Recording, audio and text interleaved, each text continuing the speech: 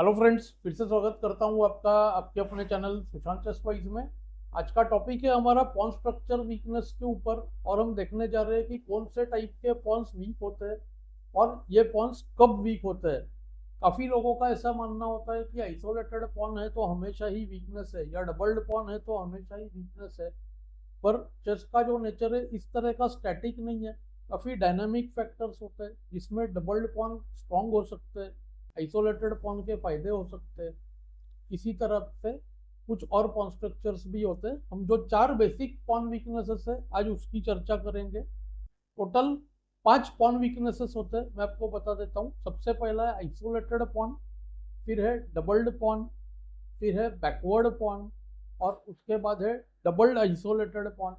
और फिफ्थ जो इंपॉर्टेंट होता है वो है पॉन आइलैंड्स, यानी कि पॉन्स के बीच में जब गैप हो। जैसे मैं ये पोजीशन में आपको अगर दिखाना चाहूँ, देखो ब्लैक के पास 3 आइलैंड्स है, ये एक, यानी कि जो कनेक्टेड पॉन्स का एक मास है वो एक आइलैंड, ये दूसरा, और आप देखोगे ये तीसरा। जबकि व्हाइट के पास अगर आप देखना चाहो तो आप देखोगे कि ये 3 पॉन्स साथ ही में है, तो ये एक आइलैंड हुआ, और ये 3 पॉन्स कनेक्टेड है तो ये दूसरा आइलैंड हुआ। यानी कि व्हाइट के पास 2 ही पॉन आइलैंड है।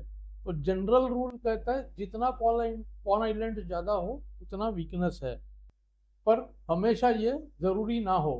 तो आज हम 4 वीकनेसेस को स्टडी करेंगे। पॉन आइलैंड्स जैसे जैसे आएगा मैं आपको बताते जाऊंगा, जैसे इस केस में था। तो सबसे पहले चलते हैं आइसोलेटेड पॉन पर। तो आइसोलेटेड पॉन कब वीक होता है? तो यूजुअली क्या होता है, काफी ओपनिंग्स है जिसमें आइसोलेटेड क्वीन पॉन पर्पसली लिया जाता है। तो आइसोलेटेड पॉन से होता क्या है, साइड में देखिए एक ओपन फाइल जैसे ब्लैक को मिला है, और दूसरा देखिए साइड में सेमी ओपन फाइल ये मिल जाता है। तो ये सेमी ओपन फाइल और फाइल का मिलना क्या है, फायदेमंद चीज है, हुक्स को एक्टिव बनाएंगे और अक्सर किंग साइड अटैक देने के लिए कैपेबल होते हैं। आइसोलेटेड पॉन मोस्टली तब वीक होता है जब ओपोनेंट को उस पॉन को डिफेंड करते रहना पड़े, और उसके वजह से पीसेस का एक्टिविटी जो है वो कम होने लगता है। तो आज के सारे केसेस में हम वो देखेंगे जहाँ पे पॉन्स एक्चुअली वीक है। तो चलिए इस एग्जाम्पल को आगे बढ़ाते हैं, किस तरह से आइसोलेटेड पॉन के अगेंस्ट खेले। तो सबसे पहले व्हाइट लाता है रुके D1, पॉन पर अटैक करता है। ब्लैक उस पॉन को डिफेंड करता है रुके D8। और अब हम आइसोलेटेड पॉन को करते हैं ब्लॉक, यानी कि उसको आगे बढ़ने नहीं देते, उसके सामने के स्क्वायर पे बैठ जाते हैं। रुक D4 गुड मूव। रुक D7, ब्लैक को पता चल गया कि एक और अटैक आने वाला है रुक D1 से, उसको रुक D8। फर्स्ट फेज कंप्लीट हो चुका है। आइसोलेटेड पॉन पर 2 अटैक 2 सपोर्ट, और वो पॉन हिल नहीं सकता है। तो व्हाइट करता है C4, पॉन पर अटैक। ब्लैक करता है किंग F8, CD5, इस पॉन को लेने की कोशिश करेगा। तो यहाँ पर रुक D6, सबसे पहले उसका मूवमेंट रोकता है ब्लैक, और व्हाइट करता है KG2। इस टाइप के एंड गेम्स को जनरली काफी मुश्किल समझा जाता है कन्वर्ट करने में। तो मैं जल्दी से दिखाऊंगा कि क्या करने से व्हाइट जीतेगा। व्हाइट को दोनों साइड पे स्पेस गेन करना पड़ेगा। तो व्हाइट स्टार्ट करता है KE7 के बाद A4, B6, B4, स्पेस ले रहे हैं हम, किंग F6, H3, अब G4 भी करेंगे, G6, B5, हमने क्वीन साइड पे पॉन को फिक्स कर दिया, H5, G4, HG, HG। अब क्या होगा, किंग आकर F4 तक जाने की कोशिश करेगा, KE7, KF3। इस एग्जाम्पल में मैं सिर्फ ब्लैक का पैसिव डिफेंस को एक्सप्लोर कर रहा हूँ। आगे चल के हम देखेंगे एक्टिव डिफेंस के अगेंस्ट क्या हो। तो रुक F6 चेक ब्लैक ट्राई करता है, पर KG3, रुक D6, KF4, जिग्जैग तरह से किंग आगे आ गया। और अब पॉइंट ऐसा है कि रुक F6 चेक फिर से करे, तो KE5 गुड मूव। अब आप देखोगे D6 होने ही वाला है, तो D6 हम होने नहीं दे सकते। तो फॉर एग्जांपल अगर रुक F2 खेले यहाँ पर तो मिस्टेक है, क्योंकि D6 चेक, KD7, रुक C1। लास्ट में रुक जो है एक ओपन फाइल ले लेता है जहाँ पे एंट्री मिले। तो रुक चेक, KD5, रुक C8 ओनली तरीका था रुक C7 रोकने का। तो रुक C8, किंग C8, रुक C4 चेक। अब दूसरा रुक 7th रैंक जाएगा, KD8 और C7। पोजीशन विनिंग है। थोड़ा सा और बता देता हूँ, यहाँ पर आगे चल के क्या हो सकता है कि म्यूचुअली दोनों एक दूसरे के पॉन्स को ले ले। चेक देने से के C6, फिर चेक के B7, रूक D2, किंग A7, रूक D6 और उसको रूक F7। तो ये पोजीशन जो है अल्टीमेटली विन हो जाएगा। जैसे रूक D4 को के B6, रूक A4 को G5। वाइट का प्लान एकदम सिंपल है, किंग C6 करेंगे और B6, B7 और रूक F8 चेक। इस पॉन के पीछे भी पड़ सकते रूक G7 करते हुए। तो ये पोजीशन वाइट का विनिंग है। क्योंकि ये लेसन केवल पॉन वीकनेस के ऊपर है, तो मैं बहुत ज़्यादा डिटेल में हर बार जाके बताऊंगा नहीं कि पॉन लेने के बाद कैसे जीतते हैं। तो रूक D6 खेला ब्लैक ने, रूक D6 को आया देखिए फिर से रूक C1। अब देखिए आप एक रूक बाय 4 से एक्सचेंज होगा इधर रूक C7 से, और यहाँ पर आप देखो रूक D7 करे तो रूक C6। और अब अगर लेना पड़े तो DC और BC दोनों ही इस केस में इजीली विनिंग है। देखिए इधर F6 चेक हो सकता है, तो काफ़ी लोग कहते हैं नहीं हम BC करेंगे। ऑफ कोर्स BC, रूक D6 और KE4 ये भी विनिंग है। तो आपने देखा आइसोलेटेड पॉन किस तरह से हम लेते हैं। चलते हैं नेक्स्ट एग्जांपल पर। नेक्स्ट एग्जांपल है डबल्ड पॉन। डबल्ड पॉन कब वीक होता है, सेम सवाल। डबल्ड पॉन केवल 3 ही केसेस में मेरे हिसाब से वीक होता है। देखिए अगर आपका रेटिंग 2000 प्लस नहीं है तो इतना ही काफ़ी है। 3 केसेस जिसमें डबल्ड पॉन देखिए ओपन फाइल पे जब हो, सेकंड जब डबल्ड पॉन के साइड में कोई पॉन ना हो, इधर पॉन है साइड पे पर डबल्ड पॉन ओपन फाइल पर है, और तीसरा जो doubled pawn capture towards the centre ना हो, इधर देखिए टुवर्ड्स द सेंटर है। तो ये तीनों कंडीशंस को आप ध्यान रख के डिसाइड करें कि आपका डबल्ड पॉन वीक है कि नहीं। सिर्फ पॉन्स डबल्ड होने से वो वीक नहीं हो जाते। किसी भी वीकनेस को स्ट्रॉन्ग मास्टर्स ने कहा है तभी वीकनेस मान सकते अगर वो अटैकेबल हो अभी या फ्यूचर के लिए, तो तब तक इम्बैलेंस बना रहता है अगर अटैकेबल ना हो तो इस केस में तो आप क्लियरली देख सकते हो डबल पॉन्स ओपन फाइल पे है ना, तो वो आगे मूव हो सकता है। तो काफी ज्यादा प्रॉब्लम है इस केस में। तो व्हाइट ने खेला देखिए रूके C1, ओपन फाइल पे रूक लाया। अब ब्लैक ने ओनली ट्राई जो है वो किया रूक B8, रूक अपना एक्टिव करने का ट्राई किया। तो व्हाइट ने देखिए चांस ले लिया, रूक C6, रूक B2, रूक C7, रूक A2। काफी लोग कहेंगे तो क्या हो गया, इक्वल पॉन्स ही तो है, पर अब देखो ब्लैक के पॉन्स सारे वीक है।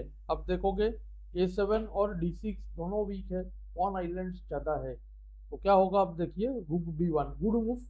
जल्दी नहीं करना है पॉन लेने के लिए रूक D7 से, ओपोनेंट को कहीं रूक C8 आके रूक C2 आने का चांस नहीं मिल जाए। तो हम देखिए अपना रूक डबल करेंगे। तो यहाँ पर देखिए A5, अभी रूक B7, गुड मूव। अगर हम रूक D7 करें तो रूक C8, रूक D6, रूक C2, थोड़ा सा प्ले मिल जाएगा ब्लैक को।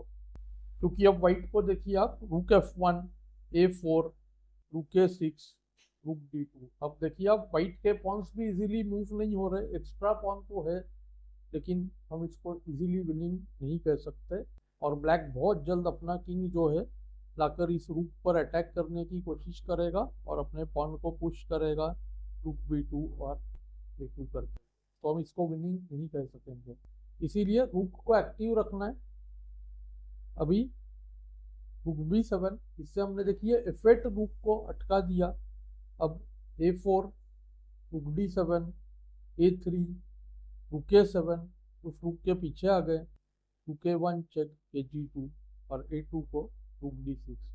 अब देखो हमने D6 पॉन भी ले लिया, A पॉन को होल्ड करके रखा, और अब क्या करेंगे हम रूक A6 आके इस पॉन को ले लेंगे। अब मेन प्रॉब्लम देख सकते हो, अगर मैं रूक B8 करूं तो रूक D7 का ऑप्शन तो बन ही रहा है, तो रूक आपका जो है F7 होगा। और आपने देखा होगा रूक B1, रूक G1 चेक, के G1, रूक B1, के G2।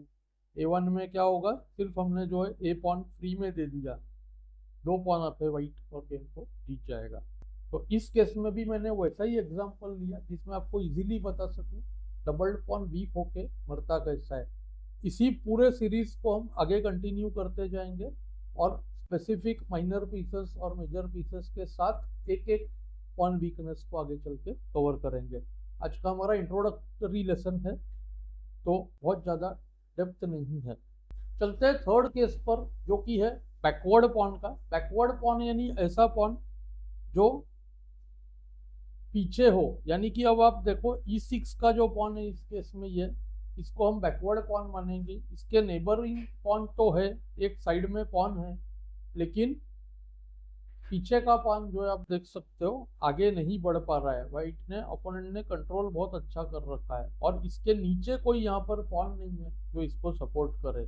तो पिछला पॉन जो है ऐसा हो गया, दो पॉन्स कनेक्टेड है लेकिन एक पॉन पीछे रह गया। तो बैकवर्ड पॉन सॉर्ट ऑफ अभी आइसोलेटेड पॉन की तरह है, क्योंकि नेबर होते हुए उसको बचा नहीं सकता है। इसमें जनरली क्या होता है, अगर सही तरह से खेला जाए, जैसे अभी यहाँ पे तो ब्लैक पैसिव है, सही तरह से खेला जाए तो ब्लैक E5 करके इसको ट्रेड कराता है, और डी पॉन आइसोलेटेड है पर पास्ट पॉन भी होगा उस केस में, उसका पावर जो है बैलेंस होगा। तो इस केस में आपको दिखा देता हूँ व्हाइट ने एक्सप्लॉइट कैसे किया। उसने खेला NE5, तुरंत बैकवर्ड पॉन का जो सामने का स्क्वायर है उस पर आके नाइट प्लेस कर लिया। बिशप E8 खेला ब्लैक ने, BC8 को होता है रुक C1, और कुछ भी करे देखो आप, नेक्स्ट मूव एंट्री तो मिलेगा ही, और रूक डबल भी होंगे इस तरह से 7th रैंक पे, और पोजीशन हो जाएगा विनिंग, क्योंकि देखिए आप इस रूक को भी इधर से एंट्री मिल जाएगा। ठीक है, तो ब्लैक ने खेला बिशप E8, उसको भी रुक C1, B6, रुक C7। आप देखो प्रॉब्लम्स बहुत ज़्यादा है। BF7 खेला, उसको RE7। आप देख सकते हो दोनों रुक्स फंस चुके हैं। 8 इस A7 का डिफेंडर है और F8 F7 का डिफेंडर है। तो A5 खेला ब्लैक, उसको NF7, RF7 और R1 E6। आप देखोगे रुक E7 के बाद फिर से आइलैंड्स तो दोनों के पास सेम ही है 3-3, लेकिन रूक वाइट का एक्टिव भी है, और ब्लैक के देख सकते हो आप ये दोनों पॉन्स थोड़े वीक ज़्यादा है, और ऑलरेडी वाइट पॉन अप है, तो इसमें विनिंग चांसेस वाइट के बहुत ही ज़्यादा हाई है। तो चलते हैं फोर्थ केस पर, जो कि है डबल्ड आइसोलेटेड पॉन का। ये पोजीशन है आपके सामने।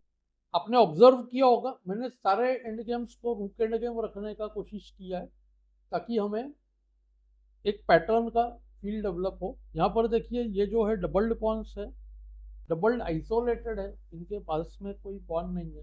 तो क्या होता है, उसके सामने का स्क्वायर जो है वो ओपोनेंट के लिए स्ट्रॉन्ग पॉइंट बनता है, और ब्लैक प्लेयर के लिए ये बनता है वीकनेस। तो व्हाइट ने देखिए तुरंत किया ट्रेड, रुक E8 KE8, और किंग अगर F5 पर आके बैठेगा तो व्हाइट का विन होगा। तो चलिए देखिए KE3, KE7, KE4, KE6, only move इसी तरह से KF5 रोका है। अब देखिए व्हाइट कैसे प्रोग्रेस करता है। किंग F4 वेट कर रहा है, सबसे पहला पॉइंट अगर F5 खेले तो KG5, KE5, F3, देखिए एंट्री स्टॉप किया हमने E4 पर, और F6 को king H6, KD5, king side से आने की कोशिश करेगा पर बहुत स्लो है, KH7, KC4, H4, KD3, H5, KD3, H6, और आप देख सकते हो किंग F3, KG6, KG3 को सबसे सिंपल किंग F5।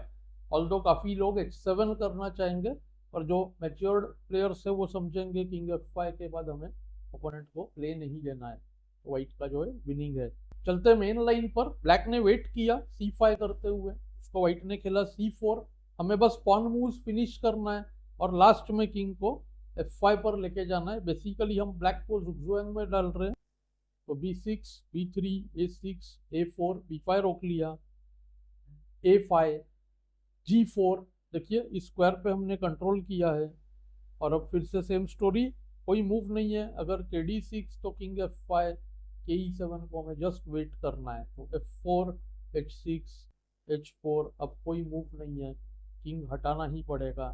तो देखिए ये यहाँ पर काफ़ी तरह से लॉस्ट है। एक सिंपल तरीका हो सकता है G5 करके G6 करना, पर बेटर टेक्निक है H5, KG8, G5, HG, तो आउटसाइड पासर बनाया, इससे विन हो जाएगा। तो ब्लैक ने F5 ट्राई किया यहाँ पर, और एक ऑप्शन था H6 करना, H6 से भी वेट करे तो सेम होगा, H4, F5। अब काफी मूव्स विनिंग है, पर G5 सबसे इजी है। टेक्स तो ब्लंडर है, टेक्स टेक्स और ब्लैक पे मूव आ जाएगा। तो ये KG5 भी इजी विन है, एच पॉन का क्वीन होगा। और HG भी विनिंग है, हम F6 को G6 करेंगे, इसमें भी विन होगा। तो H5 को F3। अब ब्लैक पे मूव आ गया, सेम पॉइंट, किंग हटाना ही पड़ेगा। F6 को मैं बता चुका हूँ, G6 आएगा।